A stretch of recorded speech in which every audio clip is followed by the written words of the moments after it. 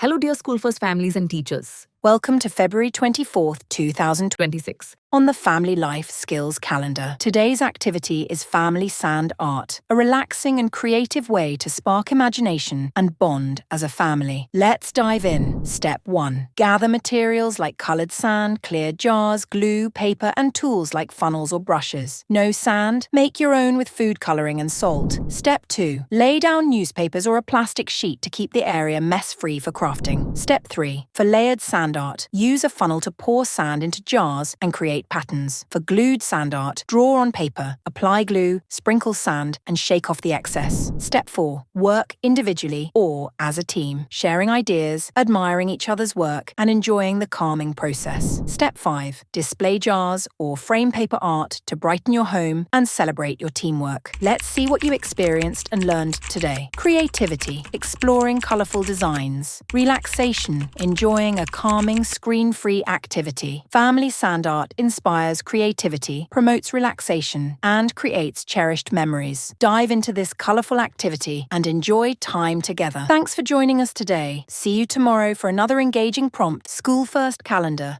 Cherish today, celebrate tomorrow. Signing off from you, from the School First team. Thank you and all the best.